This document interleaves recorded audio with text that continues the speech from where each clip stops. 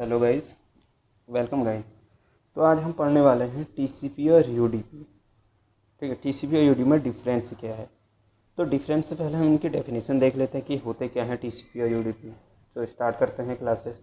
तो गाइस ध्यानपूर्वक सुने और पूरी क्लास देखना ना छोड़ें, जिससे कि आपका यूडीपी और टीसीपी क्लियर हो सके। तो आप पूरी क्लास देखें। तो सबसे पहले बात करते हैं हम टीसीपी की। टीसीपी क्या होता है, सबसे पहले देखते हैं कि इसका पूरा नाम क्या है। टीसीपी का पूरा नाम होता है ट्रांसमिशन कंट्रोल प्रोटोकॉल। ठीक है भाई।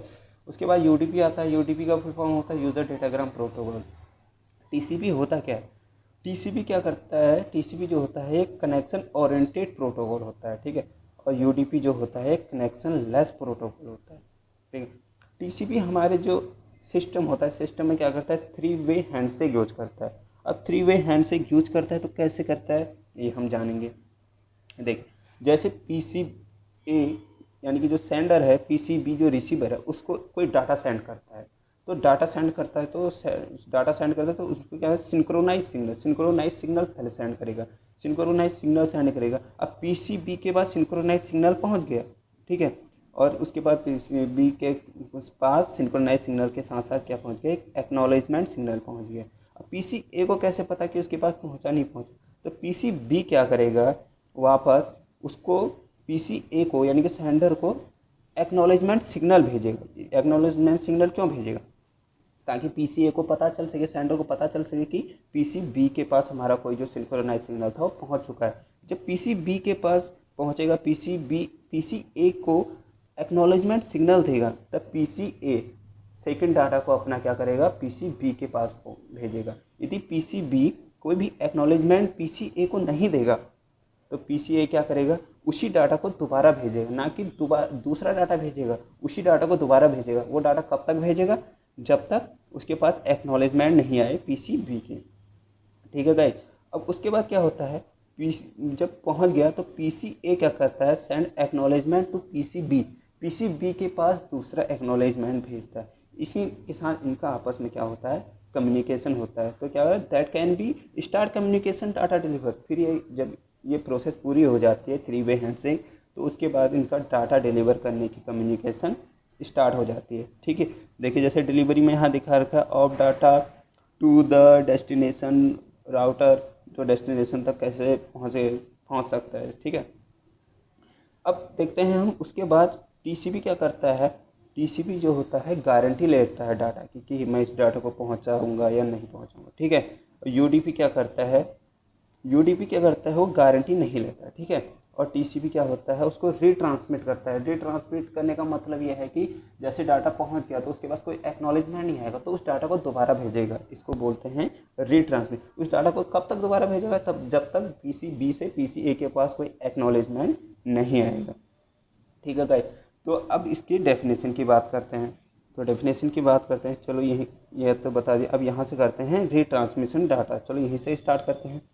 रिट्रांसमिशन डाटा में क्या होता है, यदि हमने पीसी ए से पीसी बी के पास कोई डाटा भेजा, वो डाटा बीच में लॉस हो गया, पीसी ए से पीसी बी के पास कोई डाटा भेजा, अब डाटा क्या होता है, बीच में लॉस हो जाता है या करप्ट हो गया।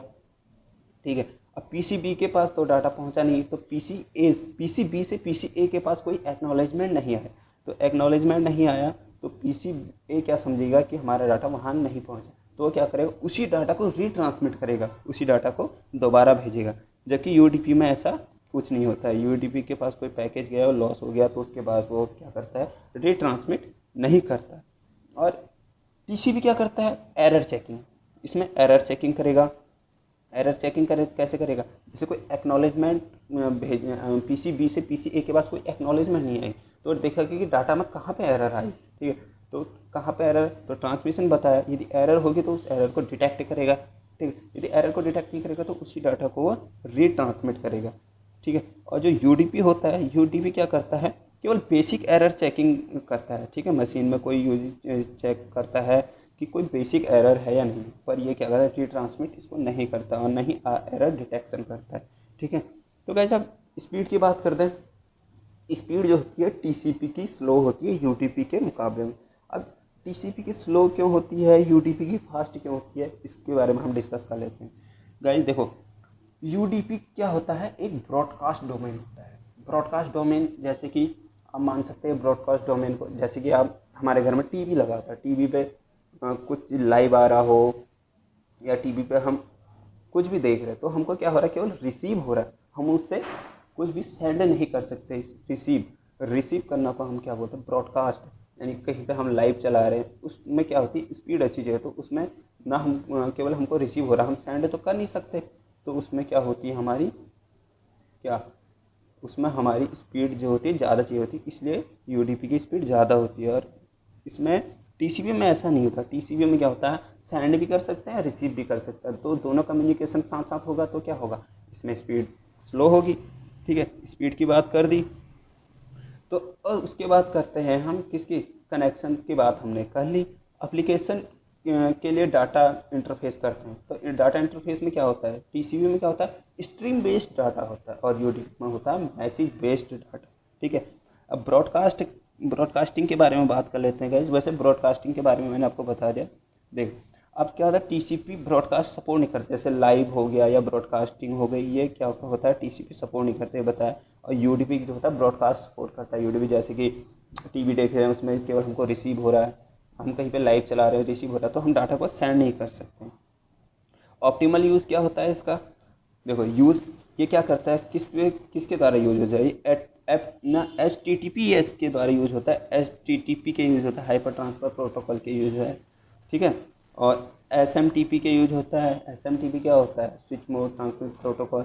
POP के थ्रू यूज है, POP में यूज होता है पोस्ट ऑफिस प्रोटोकॉल। FTP में यूज होता है फाइल ट्रांसफर प्रोटोकॉल। बल्कि UDP जो होता है, UDP क्या होता है, वीडियो कॉन्फ्रेंसिंग, जैसे आप वीडियो कॉल करते हो ना, तो वीडियो कॉन्फ्रेंसिंग, वीडियो स्ट्रीमिंग, इनके द्वारा यूज होता है। DNS सर्वर यूज करता है इसको, डोमेन नेटवर्क सिस्टम हो गया, VoIP यूज करता है, एक्स्ट्रा, इसको सब ये क्या करते हैं, यूज करते हैं। ठीक है, तो इसके आपने देख लिया, स्पीड देख ली इसकी, और इसको कनेक्शन लेस देख लिया, और प्रयोग देख लिया, क्या क्या प्रयोग होते हैं इसमें और क्या कुछ नहीं होता, सब कुछ आपने देख लिया। ठीक है, अब हम बात करते हैं किसकी, TCP एंड UDP की हमने बात कर ली। तो गाइस इसकी जो PDF है, PDF आपको लिंक में मिल जाएगी। और इससे पहले हमने पढ़ा था OSI मॉडल। और TCP और UDP यूज कहाँ होता है, तो यूज होता है ट्रांसपोर्ट लेयर में। तो ट्रांसपोर्ट लेयर के बारे में जानने के लिए आप पिछली वीडियो देखिए, OSI मॉडल मैंने अच्छे से समझाया है। OSI मॉडल में हमने इसका यूज किया है। जैसे हम लिख रहे हैं यहाँ पे, TCP जो होता है 3 वे हैंडशेक का यूज़ करता है। 3 वे हैंडशेक मैंने आपको बता दिया, सिंक्रोनाइज होता है। उसके बाद PCB से PCA के पास क्या होता है, एक्नॉलेजमेंट आती है। जब PCB के पास PCA से सिंक्रोनाइज सिग्नल जाता है, तो एक्नॉलेजमेंट सिग्नल वापस PCA के पास भेजता है। ये सेकंड हो गया। थर्ड क्या होता है, PCA दोबारा क्या करता है, एक्नॉलेजमेंट सेंड करता है PCB को।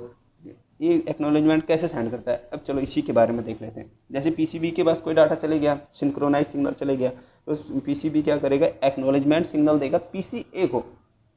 ठीक है, कि हाँ हमको आपका डाटा मिल चुका है। अब PCA उसी एक्नॉलेजमेंट सिग्नल को PCB के पास क्यों भेजेगा, कम्युनिकेट करने के लिए, कि वो बोलेगा हाँ कि PCB का जो एक्नॉलेजमेंट सिग्नल PCA को मिल चुका है। अब हम क्या है, डाटा को ट्रांसफ़र या डाटा के बीच में कम्युनिकेशन करने के लिए उपयुक्त हैं। ठीक है, तो इस 3 वे सिग्नल यूज करेगा, तो उसके बाद इन दोनों के बीच में कम्युनिकेशन स्टार्ट हो जाएगी। That can be start communication, data deliver करने के लिए। ठीक है, और ये भी बता दिया था, जो TCP होता है वो गारंटी लेता है, किसकी गारंटी लेता है, कि आपकी डाटा की गारंटी लेता है सेंड करने के लिए। ठीक है, पर UDP गारंटी नहीं लेता। UDP का जो डाटा आ गया उसको फॉरवर्ड कर देगा।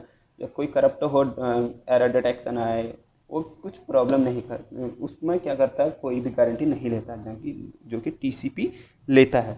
ठीक है, और तीसरा हमने बताया, TCP क्या करता है, एक सीक्वेंस में डाटा को फॉरवर्ड करता है। सीक्वेंस का मतलब समझिए, सीक्वेंस जैसे आपके पास 100 Mbps को कोई डाटा है, तो एक सीक्वेंस और एक सेगमेंट में उस डाटा को फॉरवर्ड करेगा। वो क्या करेगा, 4 सीक्वेंस बना देगा।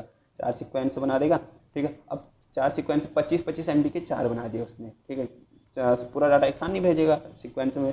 अब उसके बाद सेगमेंट पता है, सीक्वेंस क्या होता है, जैसे कि अब आपके पास तो 4 डाटा आ रहा है 25-25 MB। अब आपको पता कैसे होगा कि ये डाटा पहला है, ये डाटा सेकंड है, ये डाटा थर्ड है, तो उस वे में आपका सीक्वेंस यूज करेगा। उस पर नंबर डालेगा, जैसे कि डालेगा ABCD।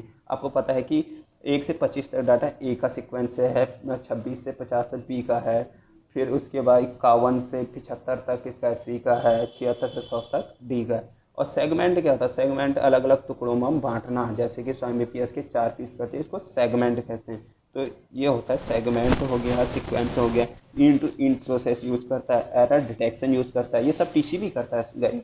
एरर डिटेक्शन यूज़ करता है, एरर करेक्शन करता है, विंडोइंग साइज यूज़ करता है। विंडोइंग साइज का मतलब होता है कि उसकी जो डाटा है उस डाटा का साइज क्या है, कितने स्पीड से उस डाटा को भेज रहा है। अब पीसीबी के पास है 100 Mbps की स्पीड और पीसीए के पास है 10 Mbps, तो जो 90 MB डाटा है वो क्या हो गया, वेस्ट हो गई। तो यहाँ पे यूज होती है हमारी विंडोइंग साइज। विंडोइंग साइज क्या करती है, उस